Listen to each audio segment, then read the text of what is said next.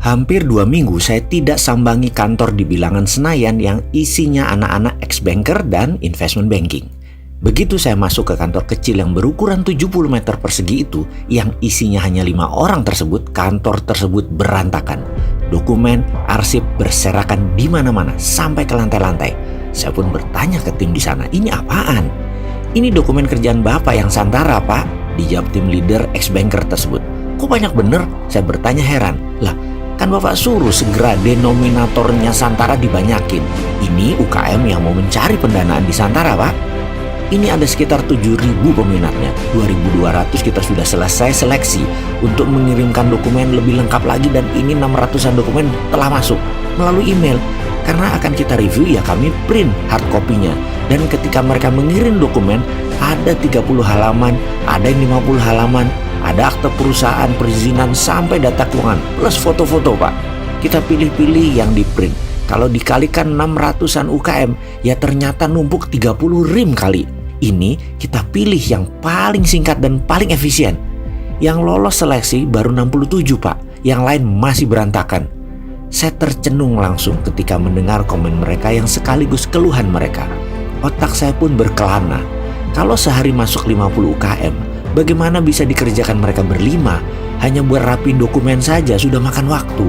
Belum melakukan due diligence atas kelayakan bisnis UKM-nya tersebut. Bisa habis tenaga mereka.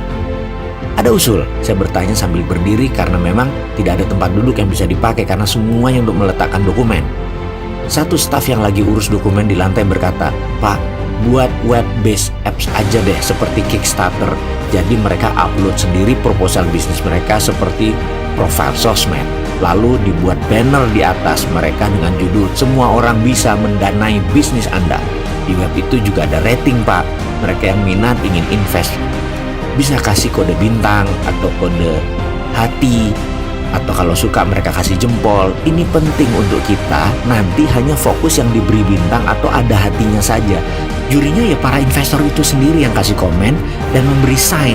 Ini lebih fair dan pasti ketika listing produk itu pasti ditelan sama investor cepet, Pak. Bagaimana, Pak, usul saya tersebut? Saya pun berusaha mencerna perkataannya.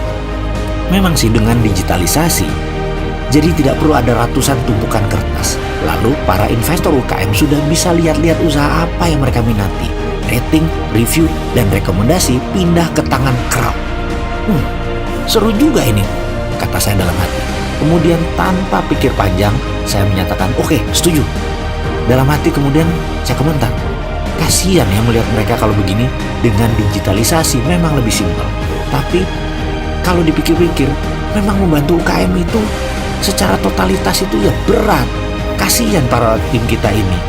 Lalu saya keinget bulan lalu ke markas Santara di Jogja. 25 anak setiap hari 18 jam juga merapikan digital sistem Santara. Walah, berat juga yang membangun ekonomi kerakyatan itu ternyata. Siapa yang membantu? Siapa yang memerlukan pendanaan? Yuk ke Santara.